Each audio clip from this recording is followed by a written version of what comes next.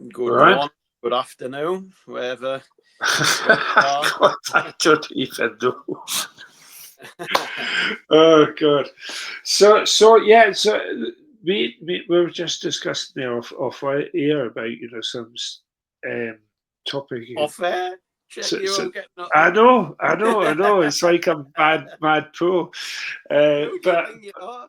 uh, You've done a couple of YouTube videos in your own time. You're calling yourself a disc jockey soon, I know. And it's because or a knob jockey. we got all this like mad studio lighting and stuff and mics and everything. It all just goes to your head, doesn't it? None of it's plugged in, though, is it? Yeah, well, no, obviously. But no, it's all good. So yeah, so we were chatting there about like um, badass and like being like this endless competitor because like in terms of being this competitor, I see in James in his management role of pros, I'm sure is going to see a difference as well. Like I see a marked difference. There's the majority of players, I would say, in my experience, that are real competitors sometimes, and that's quite an alien concept for me when I was a competitor because I'm the latter one where it's like we have a handful of players, not many, that are always competitors. Like they don't know any other way of being. Like they're absolutely always all in. And the number of times I've heard from players that they got to maybe a pro player and they got 4-0 behind, and I'm just like, the other guy's getting rid of the ball. I'm breaking dry. I was done. I just checked out. I just took my foot off the gas, and it's just it, it,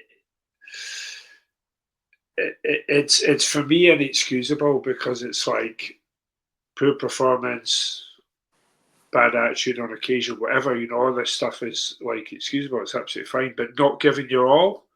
Um, it's just it's quite an alien kind of concept. I couldn't see James even doing like a club event in your club being anything other than absolutely all in. No, I know. No, I mean it's just completely alien to you. And yet, No. like we see this a lot. I would say like 80% of players are guilty of doing this on occasion. Some players, and Jordan Shepherd's such a phenomenal example of that. He just doesn't know any other way of being. He just gives absolutely everything all the time. Absolutely, all the time.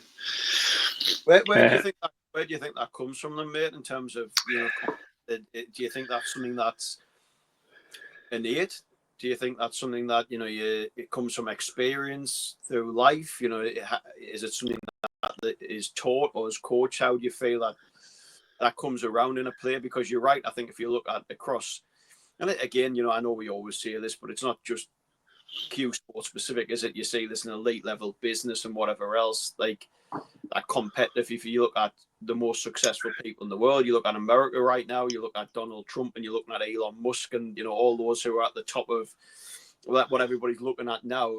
They're that fundamentally they're just competitors, and they're Yeah. the head of everybody else. How do you think that comes around? Yeah, but absolutely not endorsing Trump for presidency, by the way, Oh or no, whatever. Look, each to their own. But no, but like you say, like in terms of I like was more about, being to be honest, mate. I was competitors, more about, aside you from know, that, I was more about the business they, aspect in they terms of his career. 100%. Yeah, absolutely. Like they're just endless on it. I think God, it's a really hard question. I'm really stumped for answers. But you maybe have there. But there's so much to that, though. I mean, I think there's so many variables kind of like going on there. I mean, I think it's like I I recognise it in players because well, I'm the same, and obviously I'm not competing anymore. a sporting context, but I'm the same drive and determination from business and coaching and stuff as well. I'm not here to be okay. At stuff. Like when we recorded Q Sport Hub, I wanted it to change people's lives. I didn't want it just to merely impact them. And I think we're largely kind of achieving that in a great deal of. But I think when I was a driver, I'm turning up on the day, and it's 250 people up for the British title that day, and I'm not there to mess around or to come across in second or anything. It's like, I mean, my prep for the event was absolute. And I can't give any more. I mean, I'm absolutely, fit to burst. I'm giving absolutely everything, and I want to be completely exhausted. Not, because I think subconsciously players as well. I think it could be one of the factors is like they're saving themselves. It's like, oh God, it's like I'm not going to bed for another 12 hours now. I've got to kind of like not give everything here because it's like I've got ages before I can get to bed. It's like no, it's like it's just inconceivable to hold back. For true competitors out there, and just being, and let's talk about the hub, about being badass, and it's like just being absolutely, completely, and utterly all in. I've had snooker players, like one of them in WST had a very, very, 30 years on tour. And he would envisage, he'd talk about like choking the other player out, like he's got his foot in his neck. That's what he's envisaging before. And I'm not letting go until it's done, until we're shaking hands. I never let my foot off his neck. I want to choke him out. And he's doing jail time now, isn't he? Oh yeah, of course he is, because he actually did that. Yeah. but and like in his demeanor and stuff, like would be very much kind of similar, very intimidating. Like, and I'm not saying like you have to be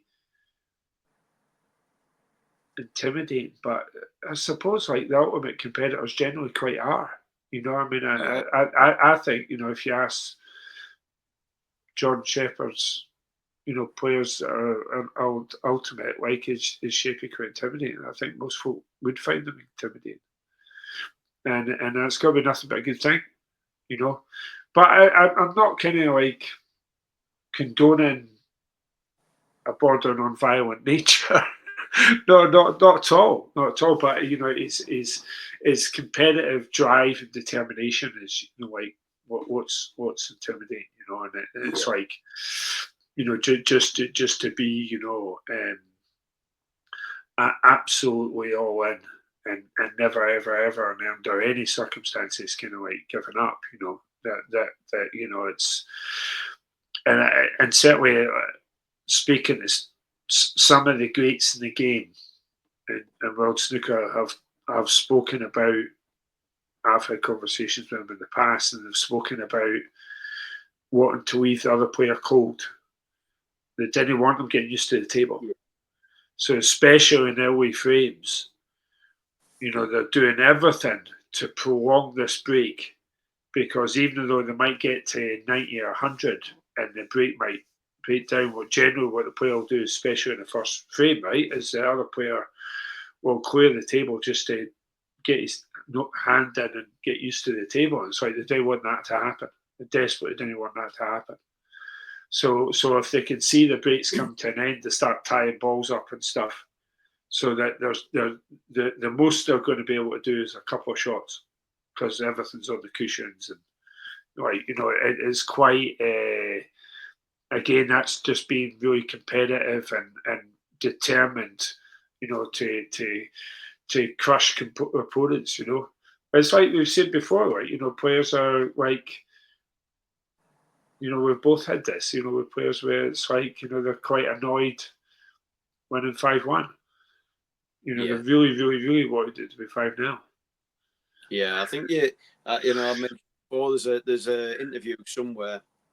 I'll see if I can find it and put in the description if I can, of Stephen Hendry and Ronnie O'Sullivan talking about it, where they're talking about the satisfaction that they will get in battering somebody.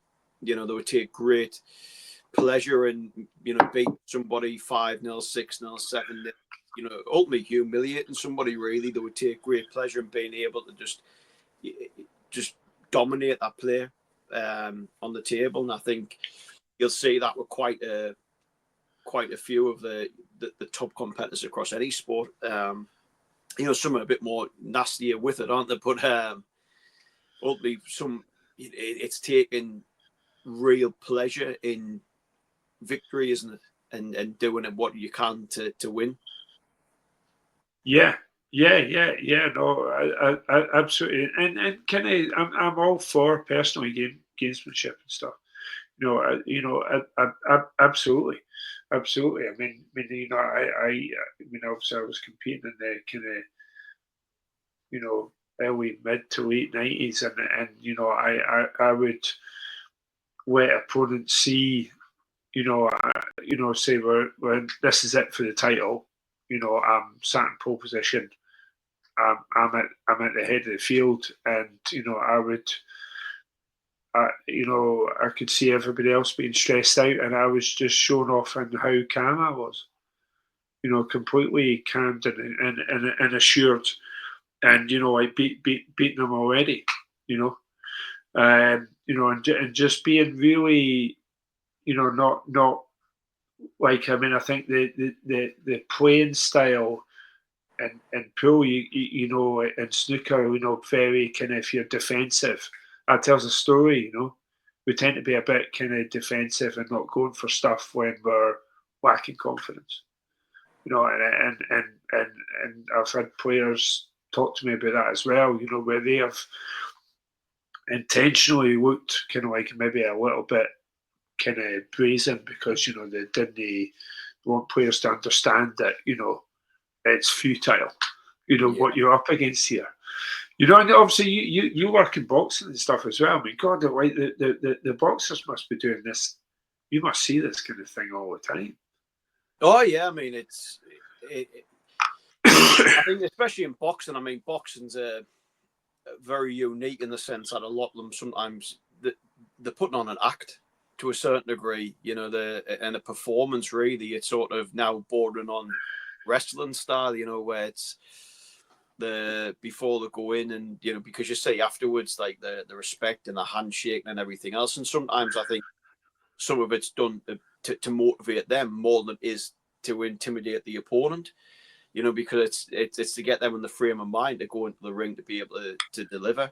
But I think you say sort of just on a point that you mentioned there, because I just seen it the other day as well with Dominic Dale when he was on Stephen Hendry's Q tips, and he was talking about, I think, just results and everything else. And he was talking about playing Judd Trump, and he said, you know, when you're playing Judd, you know, if you start not going then for your shots and you start, you know, trying to play safe or whatever else, you're done. Yeah, And you yeah, say, and you know, when players play Ronnie, you know, really the only way to try and play him is to go and pop balls, because what it does when you're playing somebody who's such a great competitor, if you start changing your game and playing negative, immediately that makes them more confident. yeah, That's the last thing you want to do. You know, if you're playing Judd or Ronnie or, you know, top pool player, and you start turning shots down or playing safe and being negative, they're going to look and think, I've got this. You know, he's intimidated. He's not going to take that shot on because he knows I'm better than him, and that actually makes them more confident because they just think, well, I'm going to relax now. If he's going to be negative like this all day, then this is mine. Simple as that. You know, and you play a dangerous game, and sometimes the only way to beat players like that is to actually take to them and make them think, actually, I'm in a game here. I'm going to have to think, can I take this on? Can I afford to miss it? Because they're going to take that on and they're going to pop that ball, or they're going to get on this table. And if I break down or I miss this black, they're going to go and reverse dish. So I've now got to think about this, and it makes them become more conscious about the performance. Where, if you start changing your game to play them, it makes a competitor mentally stronger. Yeah, no, I absolutely. I mean, I can. I think like sometimes, and like when I was driving, it was very much, obviously it's relatively dangerous, but it's really like when you're up against opponents that I'm against, month in, month out, like they get to know your driving style, and I would ensure that with the top guys who are genuine competitors to me, that I've had an accident with them. I would ensure, so I've never crashed with this guy yet. I need to make sure that happens. Well, there's an opportunity to make that happen. Like it's quite style. Yeah, well, kind of, but obviously, like that's the the best in the world. Like I'm kind of like you're giving them the opportunity to understand that one of two things is going to happen. I'm coming through and you're going to cooperate, or I'm going to park this on your head. And as soon as they start to understand that, and then they start to get your way, and when you spend all season doing this and making sure everybody's on the same page here, you know what I'm about. This is what's going to happen, and so therefore, like other competitors were not kind of seeing that I was spending all season doing this, so that when it comes to the British title, everybody's on the same page. They understand that when I come up behind you, this is what's going to happen, right? And they get the way. And at that time, at that moment that they cooperate, they're done. They're done. That's it. You're no longer a competitor. You're just, and that, and people like obviously at a much higher level, obviously Formula One, like Senna and Max Verstappen and stuff, right? They're not cooperating with anybody under any circumstances. And therefore, they know the other guy's going to move over. He's going to move out of the way. And I think that's part of just in that sport about being this kind of like ultimate competitor. I wasn't the fastest guy out there, but I was certainly I had tremendous results despite not being the fastest guy out there, because I was an absolutely ferocious competitor. And I'm willing to do whatever it takes to get done. In terms of like practice and stuff, again, like there's no. And it's the same with the application off the table. It's like, oh no, I should be doing this, this, and this. There's no shoulds. It's like everything just gets done. And so we speak about in the hub about like when your shoulds become your musts, then you'll be successful. And it's like there's just no question about things getting done in an absolute manner. And certainly, like when you're in the upper echelons of sport, you see this a lot less. So I see a lot less in golfers, for example, that they're trying to get to the top tour, and by doing so, it means fundamentally they're millionaires. As soon as they do that, even if they're last in every event, they're still going to be a millionaire. But it's like on their journey towards the top tour, I very rarely have to talk to them about poking them. It's like, you're not doing enough. Doesn't happen. But yeah, in Q Sports world, it happens all the time. There's a big gulf there, but also a great opportunity, which is exciting. Yeah, absolutely. So I'm going to ask you a tricky question. Or it might be quite straightforward, but doubt it. So we're talking then, like about the competitors.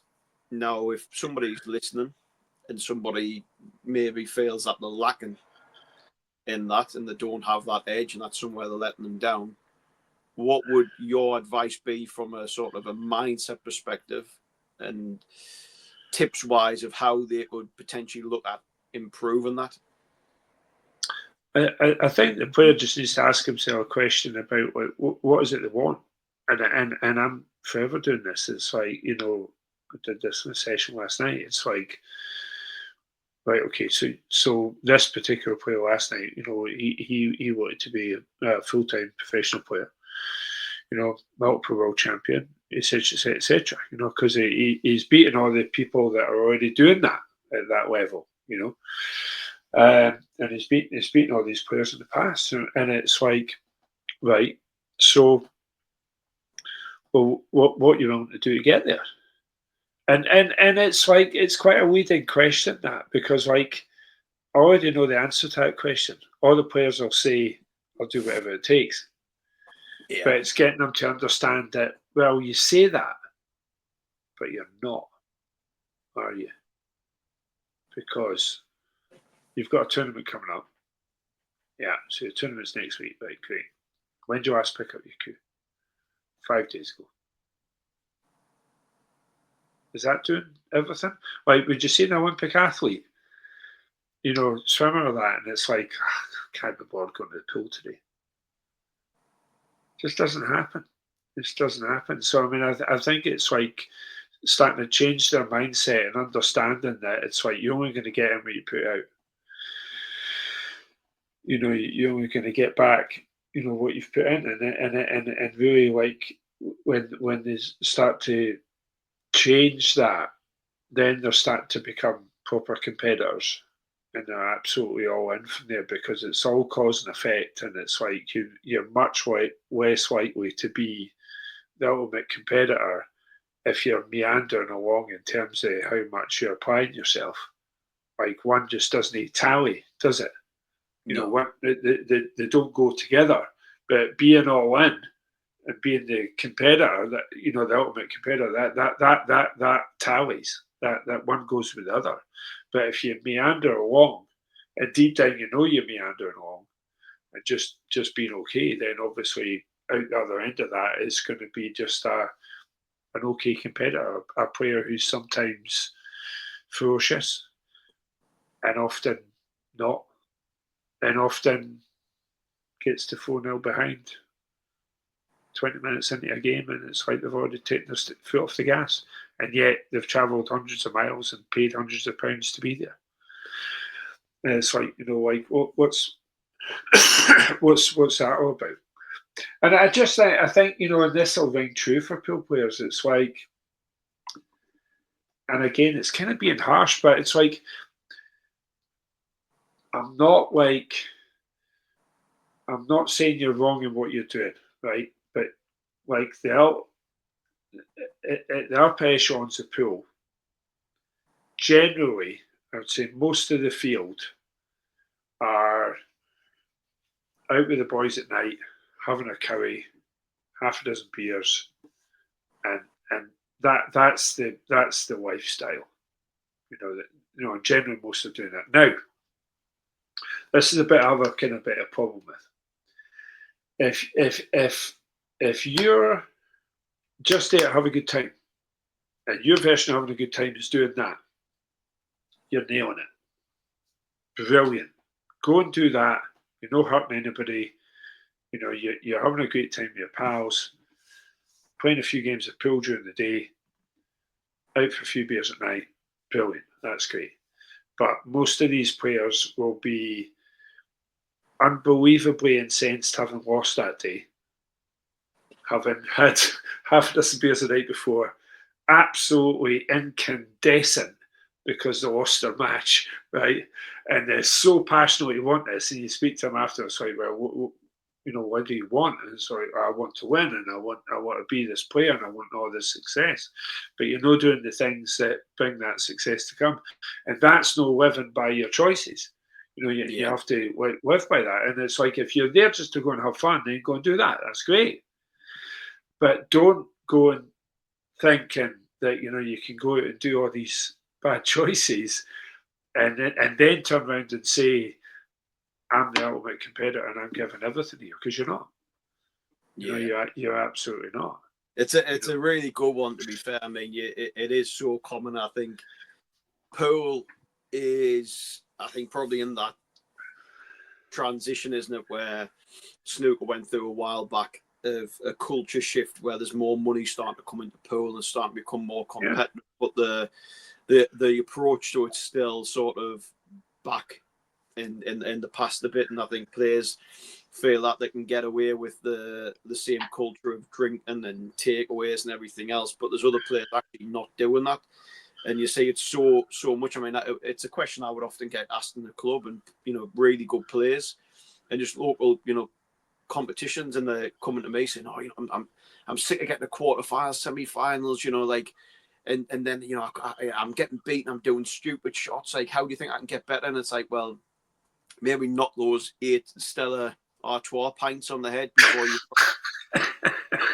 coincidence, you're getting there, but you're absolutely bented by the time you get in the quarterfinals, semi-finals, and you're not maybe thinking straight, and things are a little bit wobbly, and you're missing balls, and you're not concentrating, and it's like, well, what do you want? If you want to win, then, and you're asking, then knock that on the head.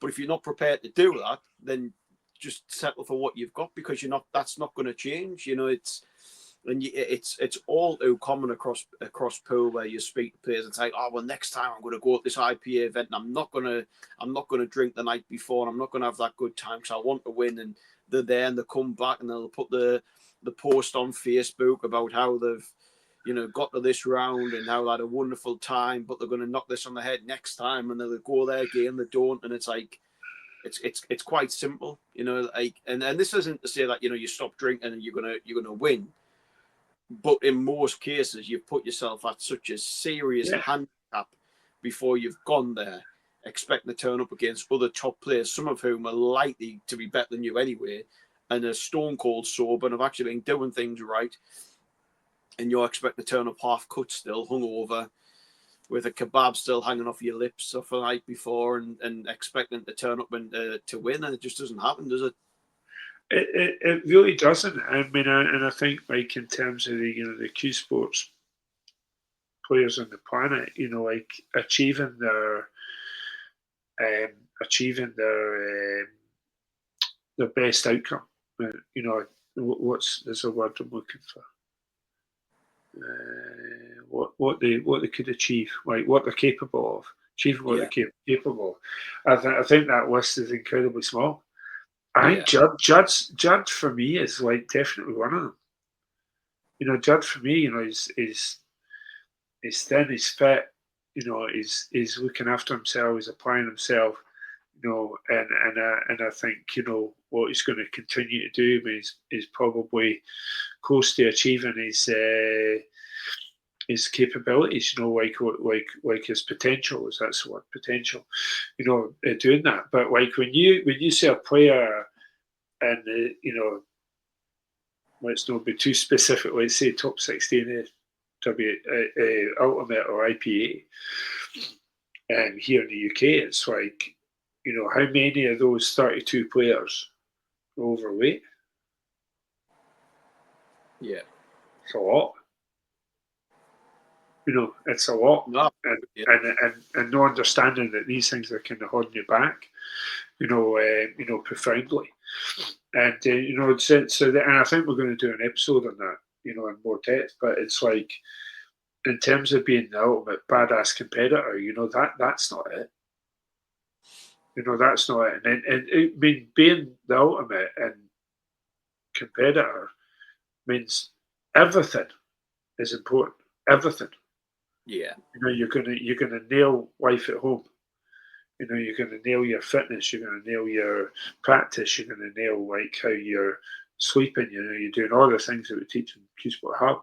And this is why we go so in depth into so many things, so many areas, because it's not just about mindsets. About hydration, food intake, how you sleep, life skills. All of these things. Are kind of like put into place. because it's so important, because all of these things affect our abilities to perform as competitors.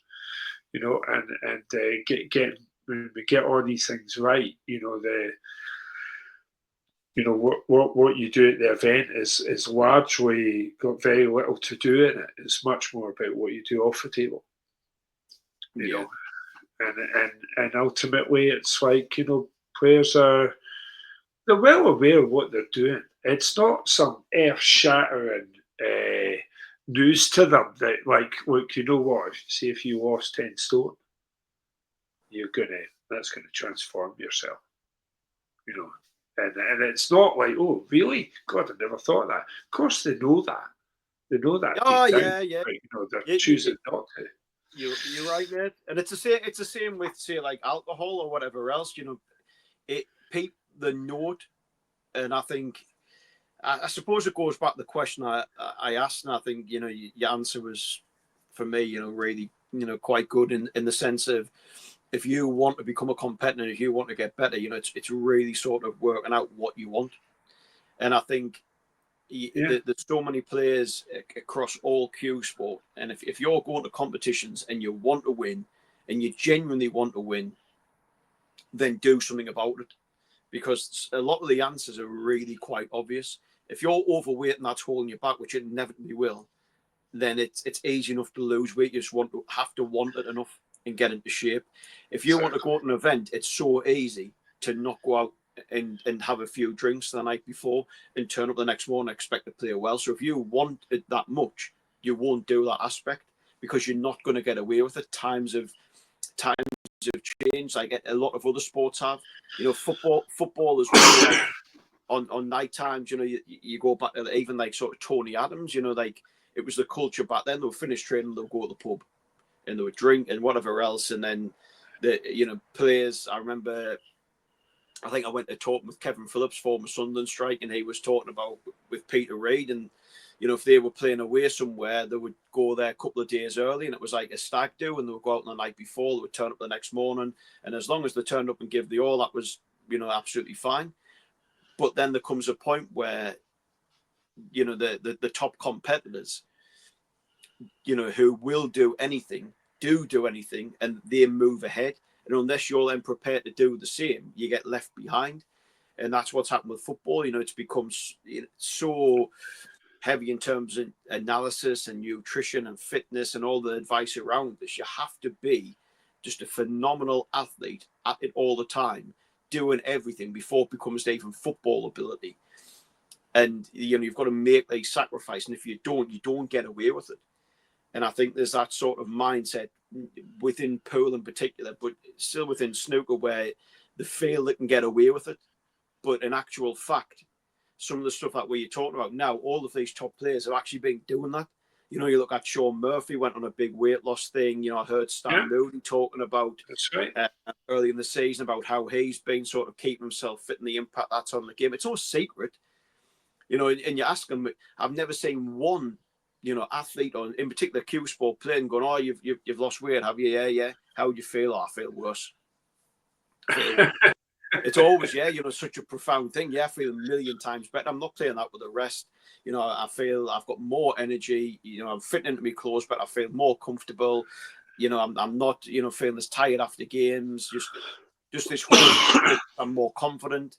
That they never regretted, and the answer's there. But it's then the question of, do you want it enough? And it's like you said about Judd in shape. You look at Ronnie. I keep saying, when it's if you want to become better in any sport, you look at who's the best. So if you want to become better at snooker, you look at Ronnie O'Sullivan's been the best, 7 times world champion.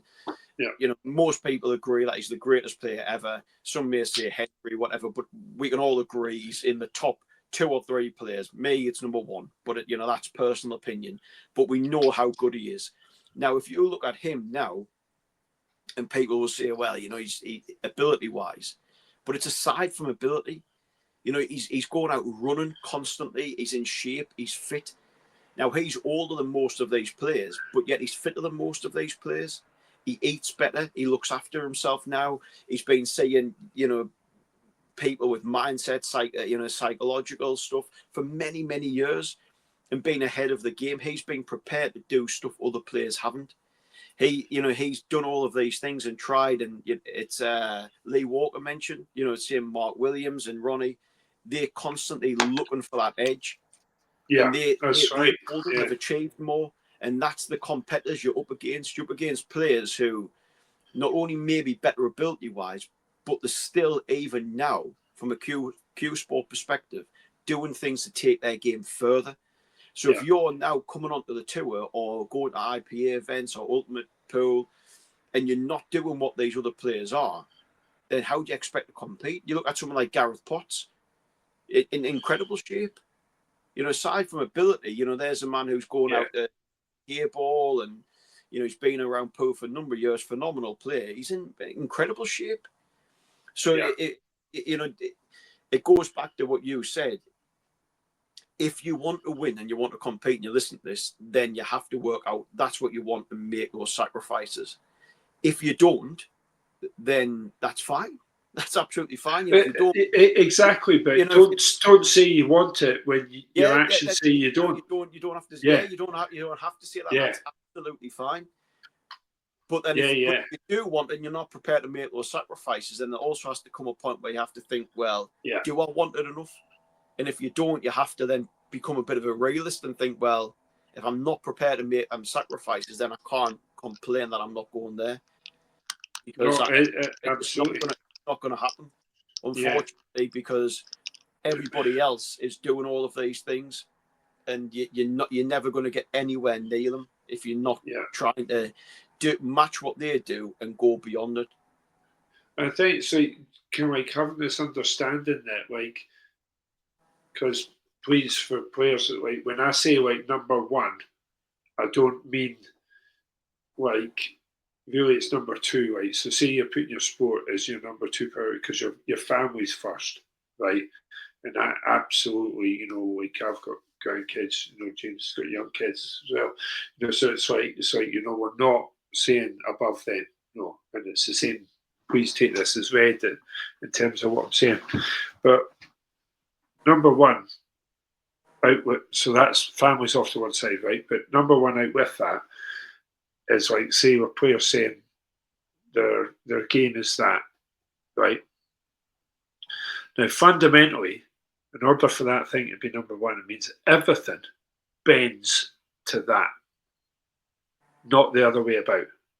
Because if the pool or your snooker career bends to other things out with family, then it's not number one at all. It's number 2, 3, 4, whatever it is, priority-wise. And yet, so your actions are doing that, but as I say, like, you keep saying it's number one, but it's not. It absolutely isn't. So it's just like, I have this a lot with players, and it's like understanding that if this is everything,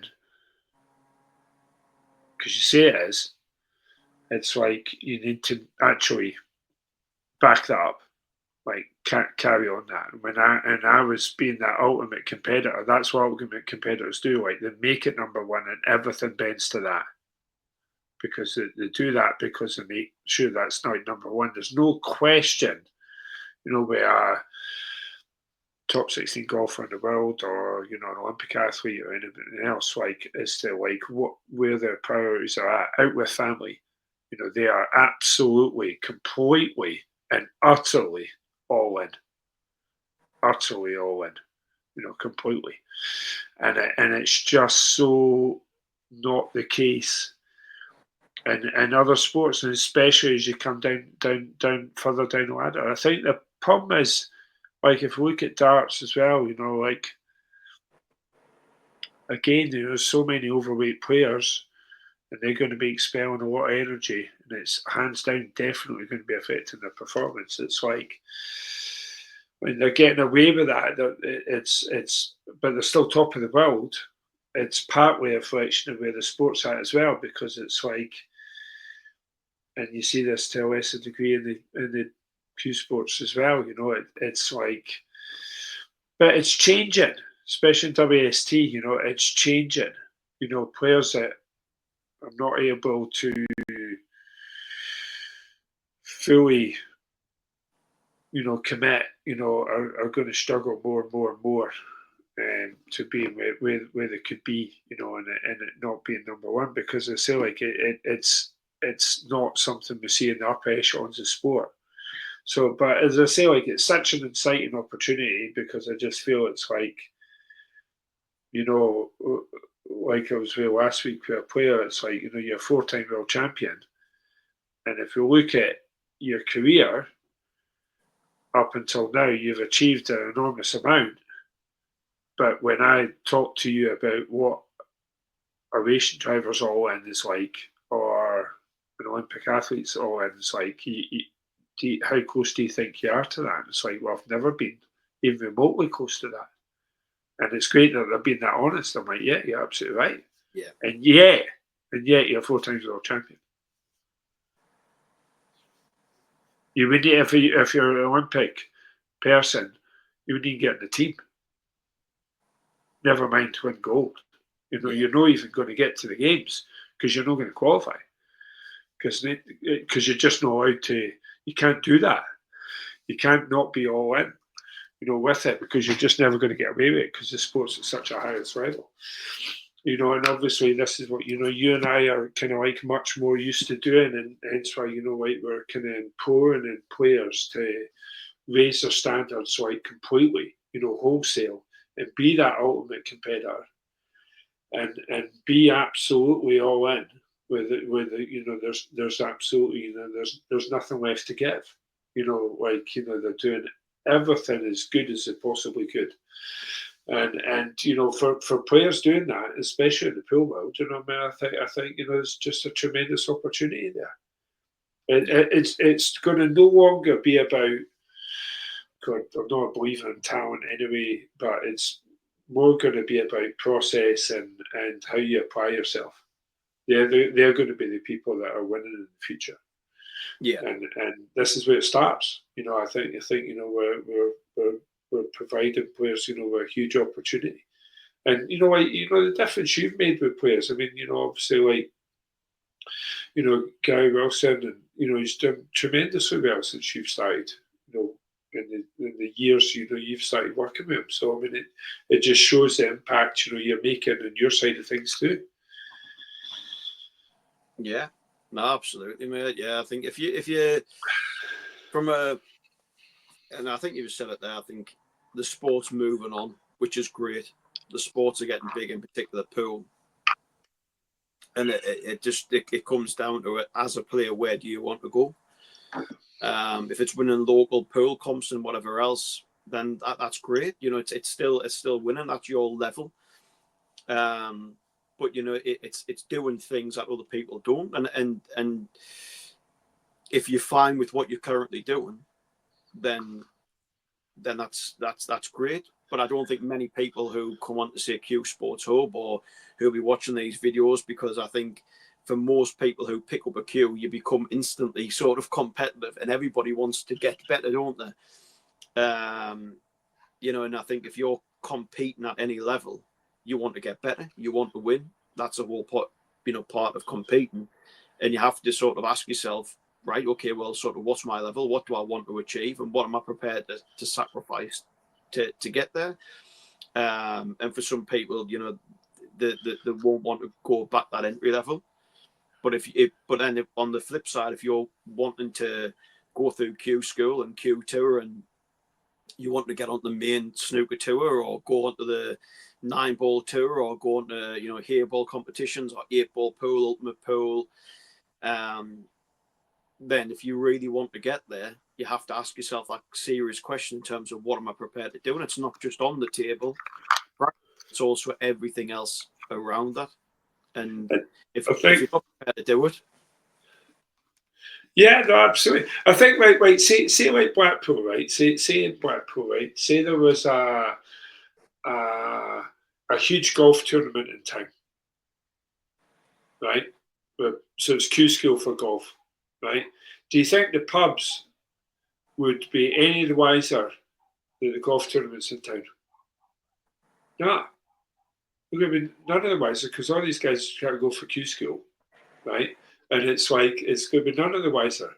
And it's exactly the same if it was, a big tennis tournament or a swim tournament, and folk are trying to make the Olympic team. It would be none of the wiser where it is. But the pool's in town. Oh my God. Pubs are like, what's going on, guys? There's a load of folk here. Like, the town is mobbed. It's normally 11.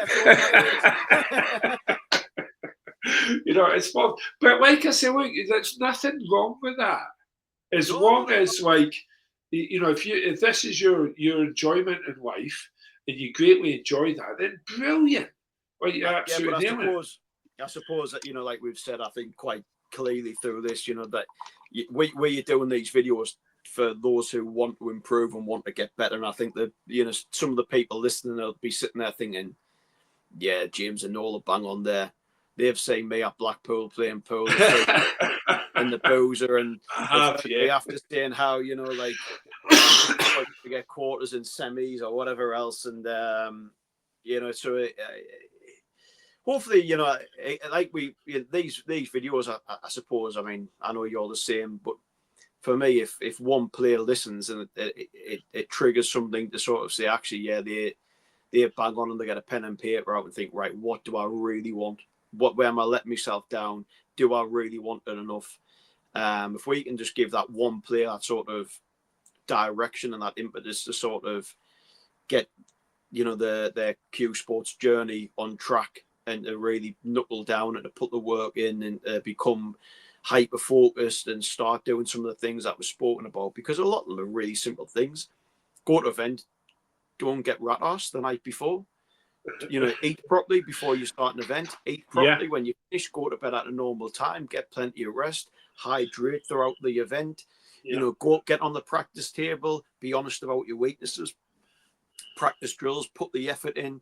Don't tell yourself you're going into the club for 6 hours, but spending 5.5 of those hours talking to people and being on social media. Watching videos of cats falling off a building. Actually just and it's true though, isn't it? And actually put the practice in and be honest about it, and get on Q Sports Hub and incorporate that into your practice, and take steps to become better. Watch these videos, watch other people's videos. If you need to get a technical coach, do that. Whatever it is, then just get it done, because none of them really are difficult. Some of them might be time consuming, but let's be honest, a lot of that's not really difficult, and it's already stuff 99.9% of people know. It's a question really within of, are you prepared to do that or are you not? And it's fine if you're not, but if you're one of those players who wants to become better, the answers are there. It's simple. You just need to do them. Trust the process and go for it. And before you know it, you'll be coming back in the comments on this video going, James, Noel, you absolute legends, you two. I'm putting a check in the post for your 20% of World Snooker Championships because you motivated me to do it. Yeah, well, let's hope so. That'd be good. 20%, surely it's 120%. But no, it's like you say. Like I think as well. I think there's a lot of players. There's players in that kind of middle ground as well, where they're doing. Everybody's spending hundreds to be at the event. Everybody's doing that, but there's some people on top of that. They're spending hundreds on coaching. They might be going to see we work or whatever else, and it's like, and they're the ones that kind of like are really bemusing to me, because they do all that investment in themselves, and that's great, and yet they're still out having half a dozen pints, at night at the event, and that really makes my head scratch, because it's like, are you over here? Or are you over there? What's going on? Like what's going on? It's a very kind of like people wearing camouflage trousers, but they've got a high vis vest on. It's like what's going on? What you try to hide, or you try not to hide? It's like, well, this is very bizarre. But no, it's all good. It's all good. So no, that was fun. So Yeah, keep liking and subscribing. Where's it's down there somewhere? Remember? Yeah, do all that. Yeah, do Just do that, man. It's wrong with you. Quick share. Do the share thing as well. Yeah, Do that share thing, eh? Get more folk on that. Yeah, I remember doing that. You've got to tell people to click the bell notification. Oh, the bell. Yeah, you've got a bell. To be notified first when the videos go live. I'd show you in my phone, but James have you will got the tell bell you. on? Where is the bell? I don't know. No, you click it on the bloody video, man, you plonker. Oh dear. Right, I hate when people say, I click the bell on. You think, I don't want to be notified about your content, man. When I open YouTube, it'll be there. Excellent. Right. I will see you in a bit, brother. All the best. All the best. Thanks, man. Take care.